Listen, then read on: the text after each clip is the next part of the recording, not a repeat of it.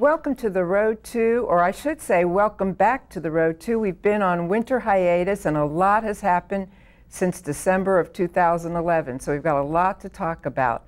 Before we start talking about what's been going on, though, I'd like to pay tribute to a first-class news reporter, seeker of truth, and that is Mike Wallace, who passed away last weekend at the age of 93.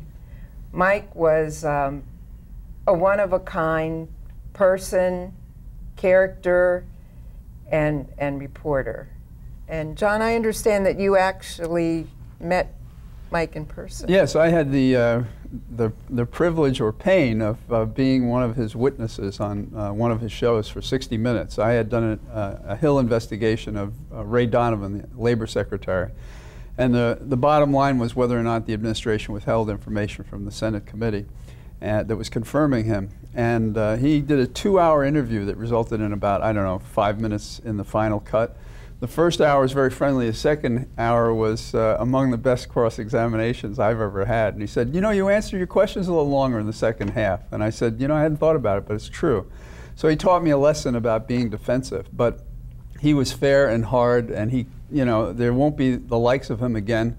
And he really said what he thought and asked questions that needed to be asked. And I remember him on black and white shows with the light shining on the person that he interviewed. So more could learn from him today just by looking at his old tapes. His skills are timeless, and he will be missed. Yes, he will be. So let me back up and introduce our panelists. Our regular analyst, Mike Lane, conservative analyst. Mike, what's been happening? Tell us about yourself a little bit. Well, Marlene, thank you for having me back. It's always a fun and a pleasure to be here. As our regular viewers will remember, one of my claims to fame is the only nominated Republican elected to any office at any level in Arlington County. In I think now the last 42 years. Wow. I almost gave up that title just last month. Mark Kelly ran a great race in Arlington in the special election. He held the Democrat to less than 50%. He lost it narrowly, but I regrettably still retained the title. I went on, I was 8th District Republican chairman, and now I run a company helping Republican candidates trying to get elected to office in their own right. And it's great to see you back. Thank you for having me. And our progressive, liberal analyst, John Flannery. I'd like to think I was an independent thinker, okay. But it's fair. It's fair to label me as liberal, and I'm comfortable with the notion that I support liberty for everybody. I'm a recovering federal prosecutor, Hill rat. I'm in private practice now. I tell people I do politics and law, but I get paid for the law. I do trial and appellate work, civil and criminal, represent the abused and misunderstood. And I'm excited that we're in a season for obsessives like myself when it comes to politics, in which the food fight is almost over on the Republican side. Now we can draw lines and find out if we're going to talk about anything important, or we're going to continue to throw food at each other and not deal with the critical issues before the nation. And great to have you back. Thank you very much. Good to be here. And our guest today, one of our guests is Charlie Jackson, excuse me, and he's this is a tongue twister, chair of the 10th Congressional District Democratic Committee. Very, very good. Thank you, Marlene. Thank you. I was elected chair of the 10th District Congressional District Democratic Committee in January. And thank you for having me. And John mentioned the food fight. And professionally, I do some work in Richmond and followed what was going on down there. And unfortunately, and I think we'll get into this later, but unfortunately, it was a lot of food fighting, especially on the Republican side. And I look forward to our elections this year. As we can point to what the Republicans were not doing in Richmond and across the country. So thanks for having me, Marlene. Lots been going on in Richmond that we'll talk about. And thank you for coming today. And last but not least, our other guest, David Butler, who's Leesburg Town Councilman. Thank you, Marlene. And yes, I've been on the Leesburg Town Council for about 4 years now. And I'm up for a re-election this fall, which should be one of the most interesting elections in Leesburg's history, because we're now having elections in November instead of our normal elections in May. And so analysts are saying that this is liable to be the most negative presidential campaign in history. And probably no surprise, I think they just get more and more negative, I think, as we go along generally. And so having the town council races swept up in that will be very interesting, and will be a whole completely different strategy. And then last fall, I finished runner-up in the race for the 10th congressional or 10th delegate district in Richmond. And it's great to have you on the show, and good luck with your election, and congratulations on your previous election. Thank you. So first, we're going to start off by talking about a big headliner in the news these days, and that's the Trayvon Martin case. George Zimmerman was just arrested and charged with second-degree murder. And this has brought up a whole slew of issues, and specifically the stand your ground laws. And John, since you're an attorney, I'd like to maybe start off with you and hear your opinions about this. Well, my opinion is, you know, maybe we should mimic England more. We try these cases in the press, and then the people involved are all victims in a way. I mean, the person who died is a victim, not just because he died, but because of all the stuff going back and forth about who he was and who he is and what he did and what he may have done. And the same is true of Zimmerman. I think it is better that if we try these cases in the imperfect system we call a criminal justice system, where sometimes justice is a coincidence, not a consequence of the system, but it's more likely to be a random and arbitrary conclusion when you have this kind of mass hysteria in which people are projecting their views on an incident, their prejudices on an incident when they weren't there. And the information that's come out through the media about the actual incident is so imperfect. You know, was there an encounter? Was Zimmerman hurt or not? Was he the aggressor? Was it racism? There are so many issues here, and nobody has a conclusive answer. And you know, when we have a prosecutor who didn't go to the grand jury to get the indictment because in Florida the prosecutor can just say, that's the crime you did. Well, I think that's outrageous too. So I think that the system's already off the tracks, and when it's off the tracks here in the information capital of the world, they say, you know, garbage in, garbage out. Well, if you're putting garbage in a system that's already defective, how can you possibly get a good result? And the person at peril is, of course, Zimmerman. And I'm not taking his part. I don't know anything about him. But I think we should, as a public, reserve judgment and try to help the system work rather than turn it into the circus that it is. Attorneys and everything. His current attorney seems to be very professional. I wish I could say the same about the prosecutor. I think she should have gone for an indictment. I think if Zimmerman wanted to go before the grand jury, I, as a former prosecutor, would always love to have the target before the grand jury for two reasons. Either they're going to persuade me they didn't do it, or I'm going to lock in their testimony and be able to use it at trial to show they made false exculpatory statements. There is always a reason, if you're a prosecutor, to encourage somebody to tell the story. And many times indictments don't result when people do that. It's not something I'd ordinarily recommend, but if a client insists upon it, if they're not asking you to do anything unethical or illegal, that's what you would do. And this is educational to me because, of course, in the media, the prosecutor is being, I've heard nothing but complimented for finally charging him, Zimmerman. Well, we have too many people in America who pose as defense lawyers who should be arrested for impersonating lawyers, period. You know, you hire a person to fight for you, and they should be doing it zealously, and a lot of these people are just not real. And the system is tilted so far toward the prosecutors, and most of the judges in America at every level are former prosecutors, but worse, they have been exclusively prosecutors and never shared the experience of defending someone, the other defense function, which is critically important to understand, I think, a balance and a fairness when dealing with whether you prosecute and with the enormous discretion you have choosing whom you should prosecute. We've criminalized youth across this country for smoking a joint in areas that are not port cities where they have drugs. And I choose drugs because most of our system is filled with people on drug crimes. Right. Obviously, this war, which has been going on since I was a drug prosecutor, in which I prosecuted hundreds of keys of heroin, has not improved very much because the war still continues. So I think we're losing it. So obviously we should be doing something better and differently, and we're not. So right. Zimmerman is just a species example of how broken our system is. But I'd like to also talk a little bit about the stand your ground laws, and of course this brings in politics and a conservative group, the American Legislative Exchange, ALEC, I forget what the C stands for, Council, Club, whatever. Council. But, and the fact that a lot of corporations donated to this group, and of course now they're trying to disassociate themselves from ALEC because of all the public opinion that has come out. And some things I think it's good that the media brings out, like perhaps this Well, the policy issue is The a good one to policy discuss. issue, But not the how do you ever crime. justify exerting more force than is necessary? Right. If stand your ground is just code to say, I can stand here and I have a gun, and if I feel like shooting you, I don't have to run and hide and avoid a confrontation.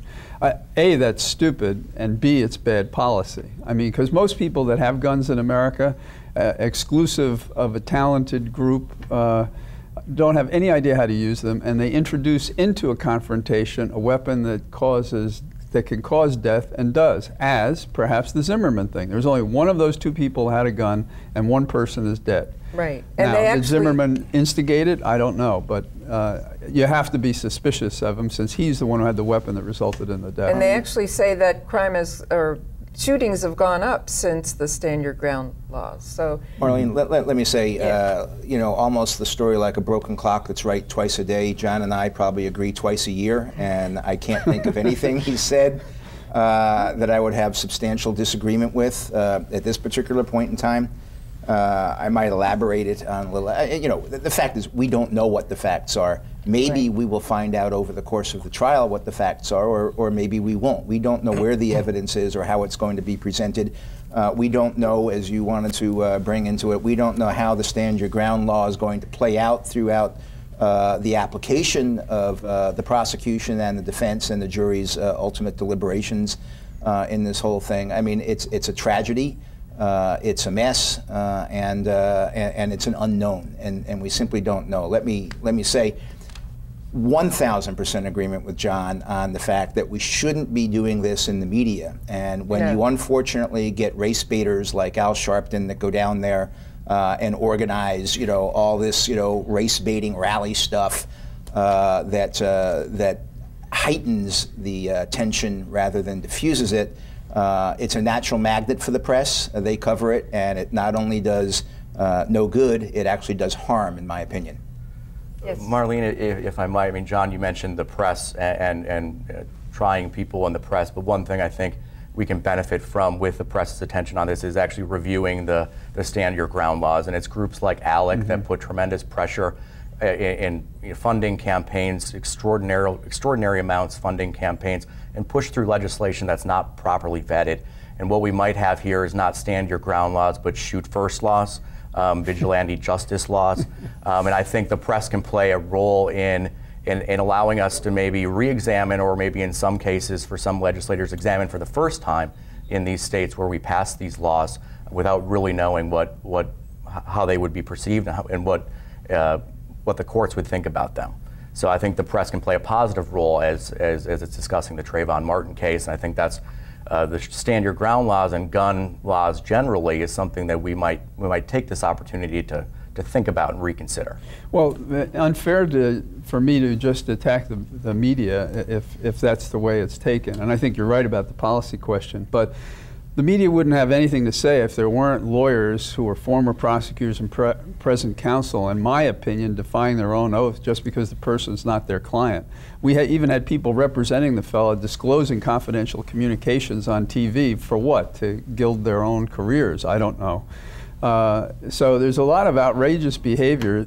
People turn on one of the lights on these cameras and they run in front of it to say whatever's necessary. And our conversation on this show is a standard that should be mimicked on all the regular network shows. But they're selling airtime, they're selling commercials, and gore sells, and that's what they're selling. And racism sells, and controversy sells, and racism. It's all, he has a right to shoot this guy in the neighborhood. They shot this guy because he's black. That's how the thing crystallizes. Well, it's always more complicated. Often more complicated than that, and it's dissatisfying when you find out what the facts really are sometimes for people who want to believe something, and they so don't want to believe it that if, say, the Zimmerman is acquitted, they'll be furious that the system failed because they had a predetermined view of what should happen. And how anywhere in Florida or in America could Zimmerman get a fair trial after this nonsense? I don't know. Absolutely true. Perhaps he'll get it on the moon colony. I'm sorry, Dave, maybe. you were going to say. I was just saying, but Gingrich isn't going to be the nominee. Yeah.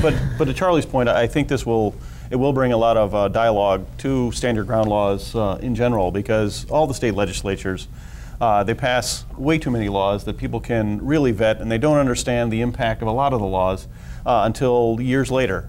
And the stand your ground law in Florida is, it's what, 7 years old or something like that. But at any rate, it's had impact on people's lives, and I'm not sure that everybody really understands this momentum that's going through the states for these stand your ground laws. And it's not just the fact that a law in Florida allows you to shoot somebody that's unarmed, but the presumption of self-defense is what I really don't understand. That literally, and I'm not a lawyer, so certainly correct me if I'm wrong, but my understanding is, you can literally go down and basically shoot anybody you want for any reason, claim self-defense, and the prosecution has to prove that self-defense was not appropriate. So, well, there's a burden shifting. You're talking about who has to prove what, and right. They shift the burden by asserting this defense. Usually, when you assert an affirmative defense, you carry the burden to show it. And I think that in Florida, I think it's the same. But I'm perfectly good with any time the prosecution wants to charge you with a crime, it's their burden to prove that you committed that crime. But the crime is shooting somebody. The defense is the crime at this point is murder too. That's the crime.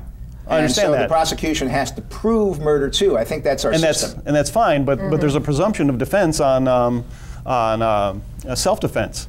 And so the person who's he's going to have a burden to prove self-defense. You can't just say it. You could also say I'm insane, but you have to prove it. But the Florida law, allegedly there may be two witnesses, and they may have conflicting stories, and it'll all come out at trial, and the jury will consider the facts as presented at trial.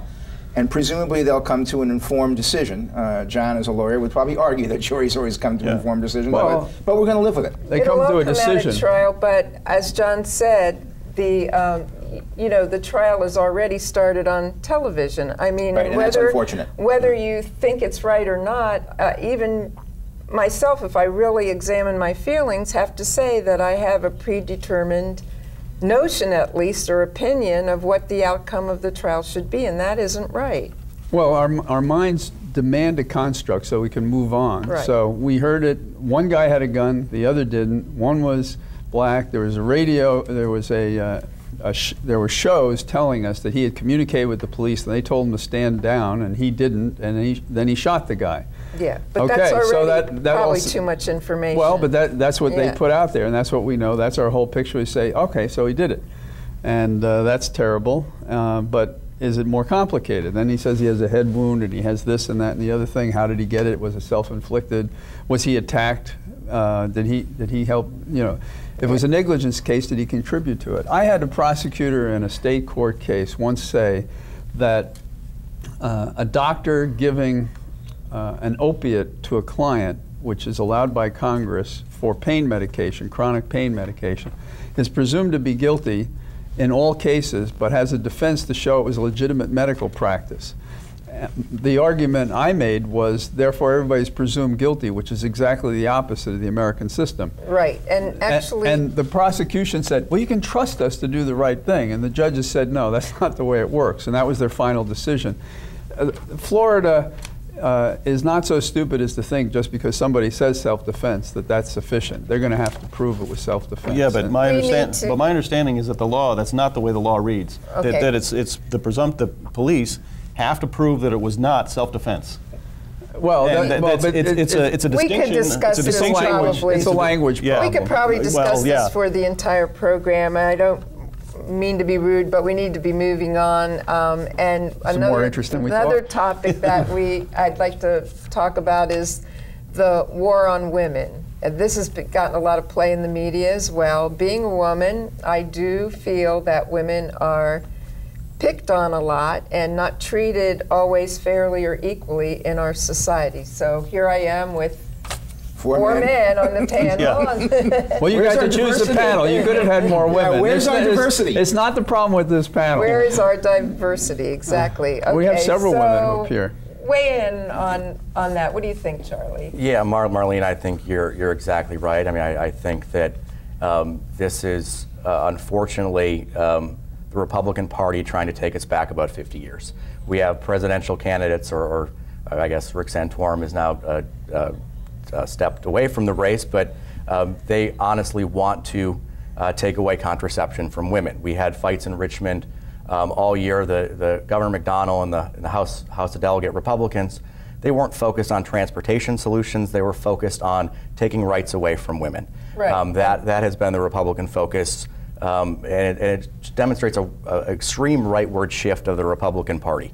And I'd be interested in my friend Mike Lane's thoughts on that. But it's been pretty clear from Richmond, Virginia being the front line, perhaps, or on the war against women, and even the federal government, we have Republican U.S. senators acknowledging that this is a big problem.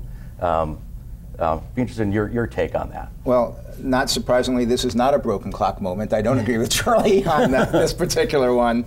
I think the press out of Richmond was unfortunate. I think it was probably self-inflicted by some members of the Republican Party who wanted to high-profile certain unique pieces of legislation that were not emblematic of what the whole session was about, but yet, like we just talked about with Trayvon Martin, if it's controversial, it gets the majority of the press. But this wasn't one or two Republicans. Hillary Rosen just went on television. In addition to her gaffe in attacking Ann Romney for not being a working woman, she's not a working woman. Well, in addition to her gaffe for attacking Ann Romney for not being a working woman, she also said that there is no war on women, that it's not happening, that this is a Republican myth, that we're making up this whole war on women. And I thought that was actually a more interesting thing that she said than her attack on Ann Romney. If the official line out of the Democratic National Committee, who Hillary Rosen works for, I think she works for CNN. Well, she has a contract with the Democratic National Committee. I don't think so. Yes, she does. She advises the chairman on media relations, communications theme, and teaches her media skills. Well, maybe she needs some remedial training. Look,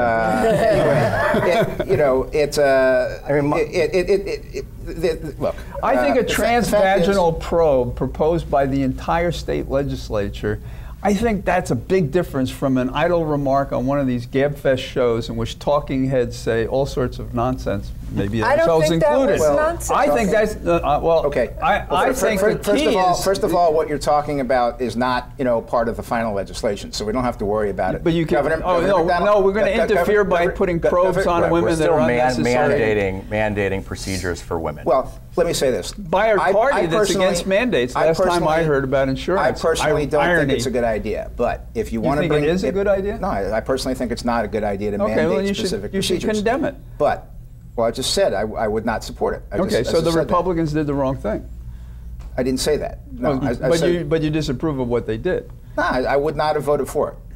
But I think it deserves some context. Yeah. And the context is that everyone in the medical community thinks that an ultrasound is an appropriate medical procedure to undergo. You can't show anything in the first trimester. It's a worthless procedure. Excuse me. It's an appropriate medical procedure that a woman should choose herself. A woman should choose herself. That's not what the abortion advocates say. The abortion right advocates. They're not proposing legislation that women be mandated to take any test of any specific nature. If you go to the website previously taken down now of the National Abortion Rights Action League and Planned Parenthood, they both say that an ultrasound is an appropriate medical procedure for a woman. The National Abortion Rights Action League and Planned Parenthood both say that it's an appropriate medical procedure for a woman seeking a surgical abortion for the following reasons. Number one, it gives you the gestational age, which is important. Number two, it gives you the location in the womb as to where the fetus is. And number three, it tells you other important medical information as to whether or not it might be an ectopic pregnancy or something like that, which is critically important when you're undergoing a surgical abortion. Now, okay.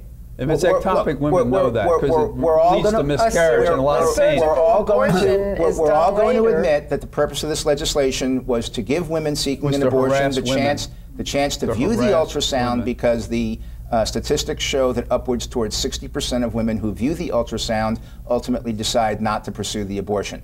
So if you want to look at that, and say you disagree with that, fine, but it's part of the whole informed consent exception. So you're saying you want to compel women to make a decision based on looking at something they don't need, they don't want, they would never do unless it was mandated by a government, and so they'll leave the state and go someplace else if they want to exercise their freedom if they can afford to do it, No. if they have the means to do it. I'm not saying anything of the sort. Well, I think that's what the legislature is saying. Well, I'm not saying anything of the sort. I already said that I would not have personally supported that piece of legislation. So why are you fighting Why are you for defending it? Well, you're taking it out of context. The Greek chorus. I'm not defending it. I'm putting it in context, which you guys are conveniently leaving out. That even Why would you argue even for the something you don't agree pro-abortion with? lobby says it's an appropriate medical procedure.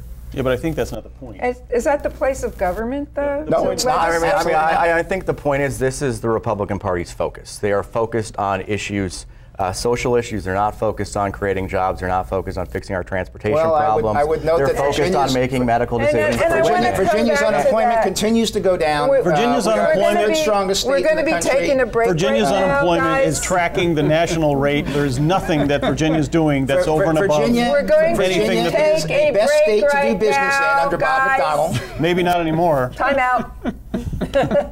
Go to your corners. We're taking a break. Dong. We'll be back in just a minute with more of the Road 2. Stay tuned.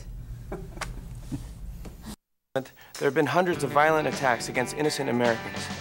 Remember what that flag you're waving stands for. Remember, please stop the hate. We're stronger when we are united. Remember what that flag you're waving stands for. One nation, Under God. Indivisible. with liberty. And justice. For all. In America, there's either room for everyone or it's not America. Don't pick the wrong fight. Let's keep America land of the free. Stop the hate. You'd never know it on the battlefield. But nearly half of today's military are National Guard and reservists. However, they can't answer our nation's call without their employer's support. If you're an employer, visit esgr.org and find out how to do your part. After all, their response depends on yours. This is Mommy's bed. Me and Jenny were jumping on it. Mommy's gun fell on the floor. I was a cowboy. Bang, bang, bang, bang. I said, Jenny, wake up, it's just pretend. But she wouldn't wake up.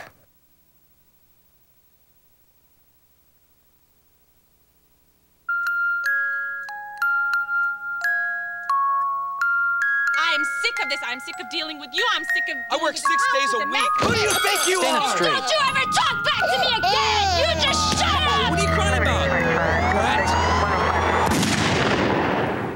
What a child learns about violence, a child learns for life. Teach carefully. We can show you how. Act Against Violence. Call 877-ACT-WISE for a free brochure. Sweetheart, smoke outside now. You promised. Okay, hon.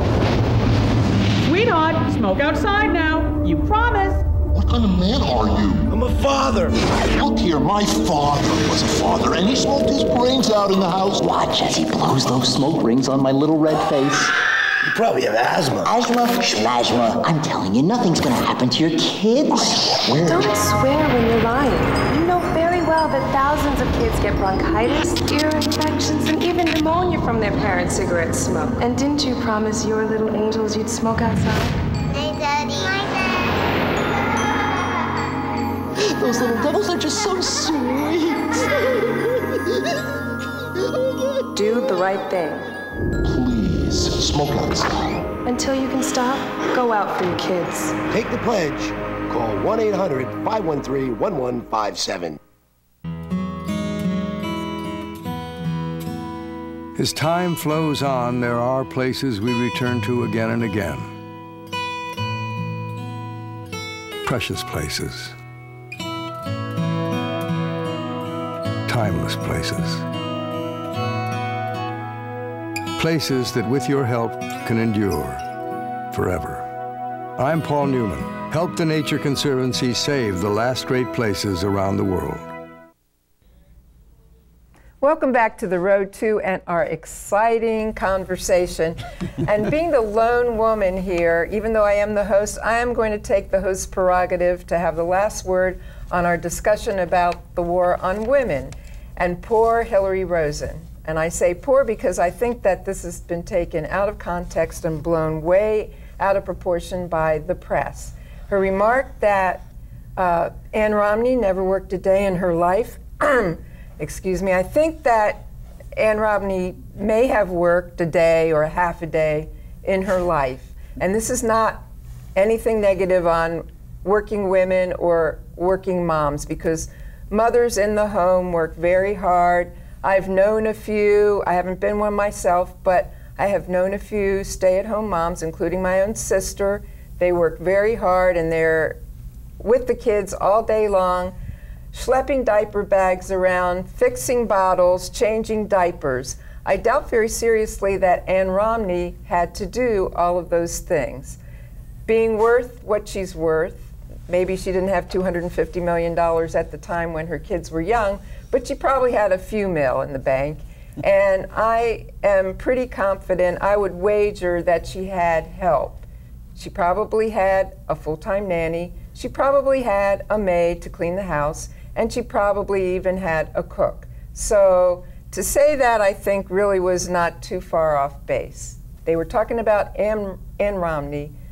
She wasn't talking about all working women. And I take my hats off to working women, and that includes moms in the home. Okay, enough said on that. We're going on to our next topic.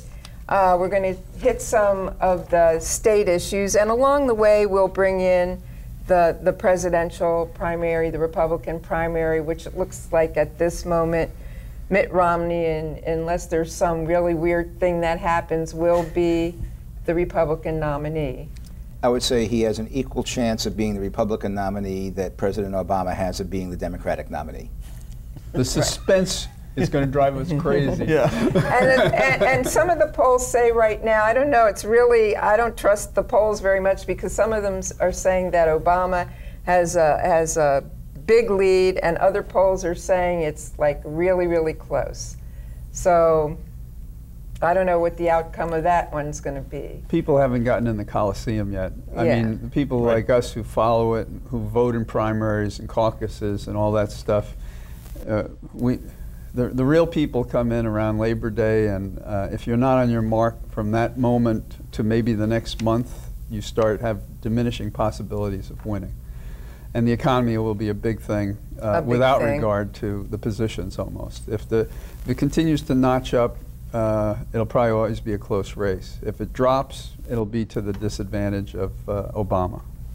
I think it's probably that simple and that complicated. I think the polling that's started to go in the president's favor has been in part because of Mitt Romney himself. We talked about the war on women issues. One of his, if you want to bring out Hillary Rosen, he had an advisor go on, I think, CNN and honestly say we're going to use an Etch-a-Sketch and change what we're talking about. I think some people, and I agree with you, John, that I don't think everybody's really paying attention yet, but those that are seeing, Mitt Romney as someone that might lack conviction and taken different positions when he was running for governor, and then when he wants to run for president. I think you could be seeing some of that in the polls right now. When workers are disposable in order to make him a fortune at Bain, when he's not so concerned about poor people or those who aren't getting health care, although he once did, the flip-flop issue, when he thinks probably, and you have the impression, a woman's place is in the home and she should be kept there, as opposed to also being in the workplace, notwithstanding the advantage that his wife had and the health problems that she had, but the health insurance he has. We look at him making fun of, quote, elites who go to college when everybody in his family's had an education. These are the kinds of things that give us the mark of the man. And between the two of them, I read Obama, even with whatever disappointments I have, as genuine. And I read him as prepared to do or say anything. Unlike his father, I had a very different impression as a young man of his dad. So children do not always live up to their legacy, and I don't think he has. And that's why the entire Republican Party resisted him, perhaps for different reasons than I would. But if Obama does what he continues to do and defines him, and the economy doesn't go south on him, it will be a rerun of Dole, I think. That it may be over by September, just like their primaries are over now. But that's you know, that's crystal ball stuff. There's a lot of time between now and then. Like a true pundit, John has managed to twist everything out of context and miss the mark by a mile. We're still not a broken clock. Can we get past mixed metaphors? No. The mark is this is a election about the economy, about jobs, about deficit spending. And no matter how hard the president is going to try and change the topic to made-up, phony, manufactured stories like some mythical war on women, the real thing is that we have 15 million people who are identified as unemployed who cannot get jobs. We have another 20 million people who aren't even in the workforce. They've left the workforce because they've given up, because they're so depressed and discouraged they can't get a job. So we have 35 million Americans who are either underemployed or unemployed or out of the workforce, and those are the people who this election is all about. 43 million who don't have insurance, and you guys don't want to give it to them. The election is not about insurance, John. The election is about jobs. All these people, these 35 million, will get insurance if they can get a job. You know, mothers, you want to talk about the war on women? Won't give them unemployment. Mothers worry about their families having economic security. They worry about their kids graduating from school and the ability to get a job, which they don't have right now. You know, we're in a disastrous economic situation. The simple fact of the matter is that Obama's policies have made the economic situation worse than it was. And as long as we keep the focus on where we are, $1 trillion deficits, as far as the eye can see, that's a bunch of crap. This is going to I'm sorry, I got to jump in when you're so far off the... fairly easy win for the Republicans come November. Go for it, Dave. Last time we had a Democrat, the Democrat left office when we were running a surplus.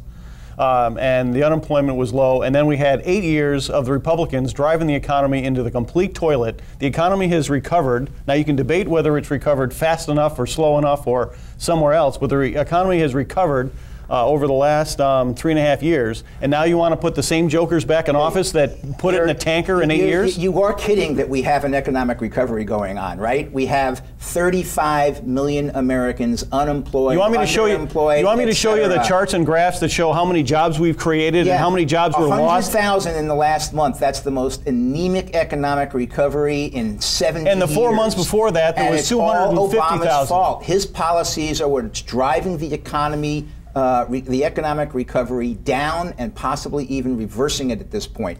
I mean, we got nothing going on, and it's the president's policies that are doing it. That's complete horse crap. $1 trillion deficits as far as the eye can see. How long? We're going to be $25 trillion in debt in 10 years. Is that a good thing, Dave? I didn't say it was a good thing, but your president wants to do it. You certainly can't blame it on the guy that inherited a $1.4 trillion deficit and has been trying best to bring it up. When's he going to cut spending? When's he going to submit a budget to the Hill? Sure. What spending do you want to cut? When's he going to submit a budget? When are the Democrats going to pass a budget? I think you want to cut out food stamps, right? It's been over 3 years since the Democrats have passed the budget. What spending do you want to cut? Medicare, Social Security, unemployment, and national defense are the only 4 things in the budget that matter. Okay, if you want to crab about the the Energy Department or something else, that's not even a rounding error. The first thing I want to cut is Warren Buffett's Social Security. He doesn't need it. He's not entitled to it. He shouldn't get it. The second thing I want to cut. Why not? He paid for it. You're the one who. What happened to your Republican values? I'm okay with means testing. The second thing I want to do is, why is the president in your party not okay with means testing entitlements? They resist mean testing entitlements, which is the answer to everything. Republicans have been pushing mean testing for 10 years, privatizing and the Democrats flat out reject means testing and entitlements. I actually think that way. The president opposes it. Harry Reid opposes it. Nancy Pelosi opposes it. Your entire party opposes mean testing. I oppose it, by the way. And your party wants to gut them instead. No, we want to means test them. I could be wrong, but I think that was actually going to potentially part of the big grand deal that the president and Boehner were trying to work through until the far right in your party actually just didn't want to cut a deal and do anything with the president and let the president get anything done. I think you're wrong. I think the president's going to be happy to campaign on the economy. I think the president and the Democrats can stand up and say that they saved the auto industry in Richmond. They did. You all railed against the president for that, and you railed against the Cash for Clunkers program, which saved auto dealers, which are actually tend to support Republicans. I think the president, Dave mentioned the the jobless rate going down since Obama's taken office. That's absolutely true. And I think when the Republicans running for president actually started talking about the contraception issues, et cetera, it's because they decided they didn't want to talk about the economy anymore. All Mitt Romney's talking about is giving more to the wealthiest few, giving more to the 1%. I never heard that's that. not a Just message like Paul Ryan. Paul Ryan's budget is taking trillions of dollars from the middle class and the poor and giving it to the rich. Just like the 999 plan by Herman Cain, and just like all the other Republican plans are all taking trillions of dollars and giving it to the rich. And it was your own party back in the early 2000s that said deficits don't matter. Now all of a sudden deficits matter when you cause a huge deficit, you bring in a Democratic president, and then you claim that that deficits all of a sudden now matter? I never heard a single Republican ever say deficits don't matter. Never heard it. You don't. Find me the quote. Find me the person. Okay, it was the Vice President of the United States. Dick Cheney said deficits don't find it for me. Well, why don't we just look at the numbers? Look at Ronald Reagan, look at Bush. So had two successive presidencies that had huge deficits that we had to repair. Democrats had to repair. The wealth trickles down, didn't you know that? We have slowly, ever so 8.2% slowly. official unemployed. We have 16% real unemployed. This is the issue. You know, Republicans have never cared about unemployment until they thought they could use it as a phony issue to get elected, and when they get elected, they do nothing for the unemployed. The other thing, nothing. Oh, how about unemployment insurance? Oh, you'll get a job and you won't need that. What about health? Don't worry about it. If you could earn money and have a job, you'll get health. In the meantime, people live in the short term. They are hungry. They are homeless. They are without hope. Would you rather have a job? Would you rather have a job or would you rather have a job or public assistance? Tell me. I would rather be able to then eat. Let's create I would rather an be able to be. Let's create an economy where people can get jobs. People don't make that decision. People decide to survive. Corporate America has more money in the bank. What economy would that be, though? An economy where private business invests, is successful, expands, and makes money, and creates jobs. Excuse me, not if the jobs pay for autism insurance that costs a couple of $100 a year.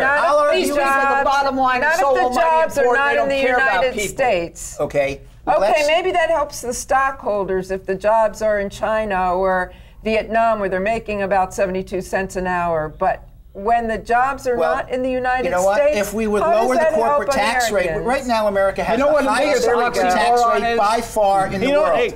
If we would lower the corporate tax rate, let's just cut it in half, okay? Do you know how much of that investment would flow back into the United States because you could actually make money here instead of being penalized? Oh, that's nonsense. Cut it to zero. It'd be infinite, right?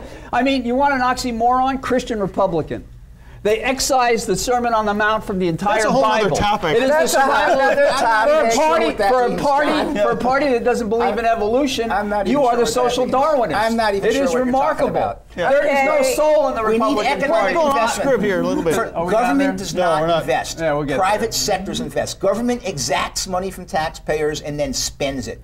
Private business invests, that's what they the word expand, means. They have economic opportunity, and they create jobs. That's where the focus has to be. That's where the incentives have to be. Let's cut the corporate tax rate in half, and you'll see all that money flowing back to the United States. You know, we have almost no foreign investment of capital in the United States because of our corporate tax rate here. Yeah, but we got big wars. Almost none.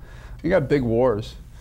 We got big wars. Let's fix the economy. Let's get Obama out of office. Get somebody in there who knows how to grow and drive it into the ground. Eliminate Social Security, Medicare, Medicaid, and let's create food to jobs children. So that let's eliminate the space program. Let's just more crash foreign the whole countries thing. under the Obama administration are investing in the United States. And moving let's not talk about the number of countries. Let's talk about the amount of foreign capital invested in the United States, which has plummeted since since we became the country well, if you believe in capitalism, why is that? America's not worth investing in because of Republicans. Why do we have the highest corporate tax rate in the world? The greatest businessmen in the world, supposedly in America, have made us unattractive. Because they've had their way with our government. So let's try another way. Let's try a way in which we actually care about the citizens of this country. We care about the general welfare, that we have programs that are for everybody and not for the wealthy few, the 1%. Gentlemen, we've been talking about cutting entitlements, the economy.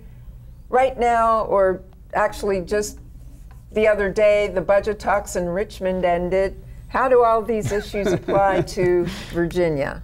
I think, again, in Virginia, the Republican leadership of the governor is disappointing and focused on the wrong things. We have probably the most important project in the country when we're talking about economic development in the second phase of Rail to Dulles. And all we're hearing from Secretary Sean Connaughton, and all we're hearing from Governor McDonnell, all we're hearing from most of the Republicans in the House and Senate is either silence or that they don't want to fund or put any portion of funding into phase 2 of rail, which for us is going to mean increased tolls. Everybody driving the toll road every day, their tolls are going to go up to $6, $7 for a one-way trip. The priorities in Richmond are wrong. And what we're going to have is Governor McDonnell is actually be known as Governor McTollbooth at some point, because that's what he's asking us to pay $7 tolls. Let's talk about who created the $7 tolls. It was Governor Tim Kaine who created the $7 tolls and made this whole thing happen. I give Tim Kaine, Jerry Connolly, and many others credit for getting Dulles Rail to where it is now. Right now we have Republicans in Richmond who would rather spend time trashing the Metropolitan Washington Airports Authority Board as opposed to looking towards solutions and finding how can we get this project done. I'll tell you the solution. This is how we get there. I mean, we can all agree on this. The first thing is we don't exclusively reserve building rail to Dulles for union labor. Well, Mike, we do not have union labor. Well, it has everything to do with unions for why the airport authority gives a 10% bonus to workers organizing for fair conditions and decent wages. How can we possibly do that? We don't care. You want jobs, but you don't want to pay for them. You're too smart. All right, guys, let's not gang up on him. But he's too smart to focus on that complete misinformation. They're going to do a PLA on the second phase of Dulles, regardless of how the politics works out, because it's the right thing. Doesn't mean union. It doesn't require unions. Union labor is the right thing. Forced union labor. That's a complete falsehood. Name one Virginia non-union company that can compete against an out-of-state union company with the PLA advantage in the contract. Name one. I'd like to give a little history. I'd like to give a little history on this issue. Our jobs are going to go to Ohio and West Virginia and Pennsylvania, and no Virginians are going to be employed in this, and it's going to cost 30% more than it's worth. Mike, this is what Republicans have been doing. Completely false. The studies do not support that. Mike, this is what Republicans have been doing for the better part of a year. Mike, if you would. This is what the Republicans have been doing for the better part of the last year and a half. It's repeating and repeating false information about what a project labor agreement is. Project labor agreement does not mandate or require union labor. It does not force workers outside of Virginia to come work on the rail project. In fact, more than 50% of the workers on Phase 1 are from Virginia, and the vast majority of everybody else working on Phase 1 is from Maryland. That is just a fact. And we're giving our jobs to Maryland because why? I would imagine that any construction project you have in Virginia, whether it's labor, you're going to have a mix of people from living in the suburbs of Maryland and Virginia. So half of this goes to Virginia, and the other half goes to out of state. I think we can do better. Our HOA, it's got to do with bids too. Our HOA uses labor from Maryland. Exactly. Bechtel voluntarily decided they wanted a project labor agreement for Phase 1 of rail. Why did they want that? They wanted that so they could set work standards for their workers. They could have agreed to wages with their workers. If we get rid of the project labor agreement, what would you like? These people get $18 to $22 an hour. So when we're talking about Virginia companies being able to compete more, would you like these people to get paid $12, $14 an hour? That's what we're talking about here. Would you like them to be untrained, unskilled laborers, so that later on a part of the metro can it's up to the airport authority. It's up to the airport. And then there's a safety issue, and then there's lawsuits, and then it costs us more money. It's up to the airport authority to vet any winning contractor, any winning bid on how capable and qualified that contractor is to fulfill the job. So we're not talking about unsafe practices. We're not talking about substandard wages. We're not talking about safety issues. What we're talking about is mandating that it be an out-of-state union company that works on this. I know you got the talking point, I know, but that doesn't make it accurate. That's just a baloney talking point. I mean, that's been repeated. They've done many studies on PLAs, and the fact is that on average, you can cherry pick projects any way you want, but on average, PLAs do not increase the cost of a project But Absolutely. They do. And I can show you the studies. I mean, you just can't spout off these talking points without facts. I used to be a lobbyist for the construction and industry. The other, I know what I'm talking about. And the other thing, well, okay, I'll send you the link. Okay, that the links that they don't increase the cost of an average project, but they do increase the likelihood that it will come in on time, and they do increase the likelihood that it will be a safe project without debts. And so, for all that Dave, reason, I believe phase 1 is on time, it's on budget, there's been no accidents. It is nowhere near on budget. Nowhere near on budget. It is nowhere near on budget. For a project of this size, it's only cost overrun by 40%. That's get. Within the margin of error, right? Okay, time marches on. Charlie, I'd like you to give us some updates on what's going on with the 10th District. The 10th District Committee had canceled its convention. We were going to nominate a candidate via convention. One candidate has filed to run. That's Kristen Cabral. She actually graduated from Harvard Law in the same class as President Obama. She is putting her campaign together right now, and I think she's going to run an aggressive campaign against Congressman Wolf. Okay, great.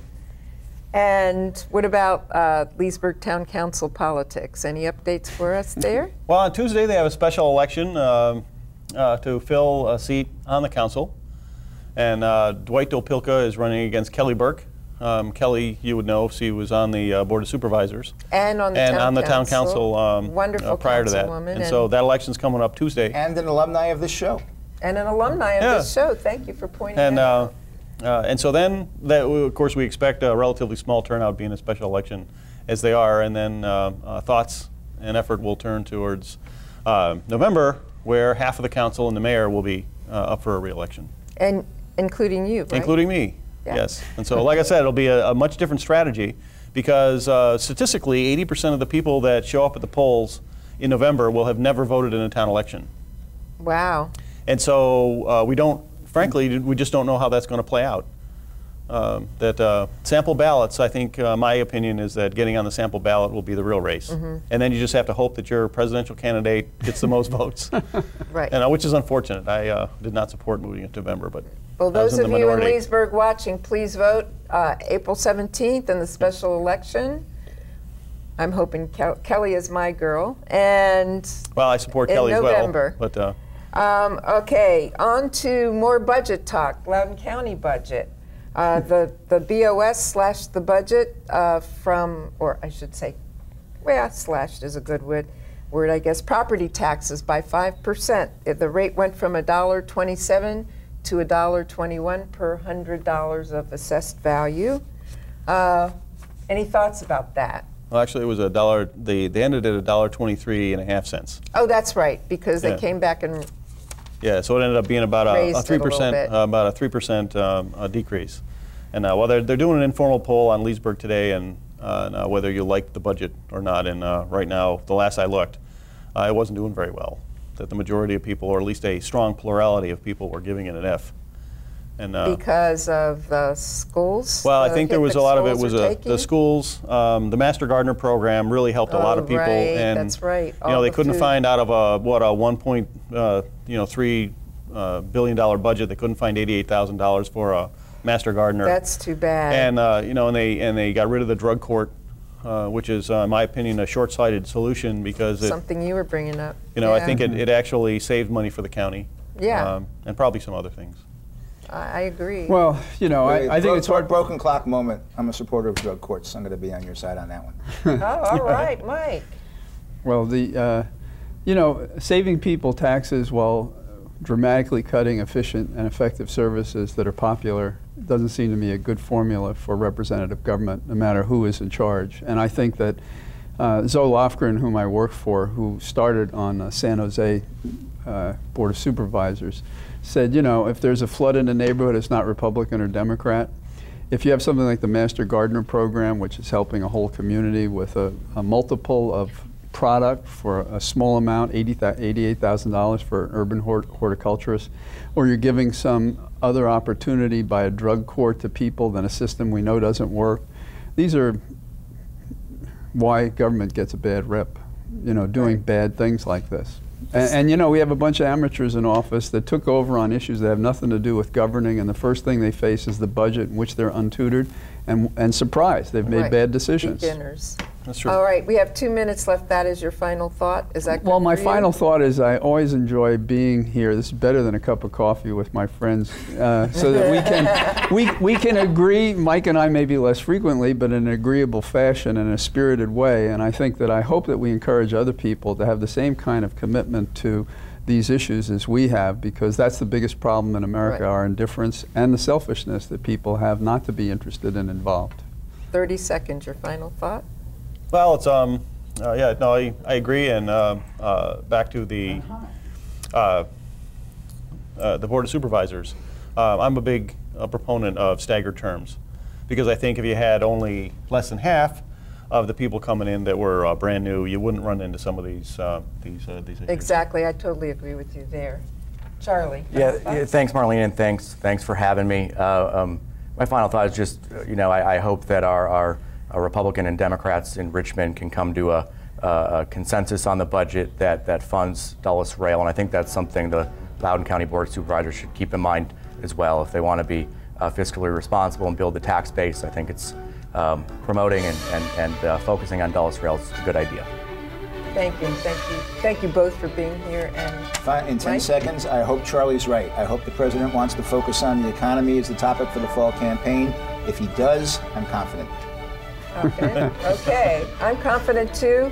I hope all of you out there inform yourself, become educated about the issues, the policies, and the candidates, and please go out and vote April 17th and also in November.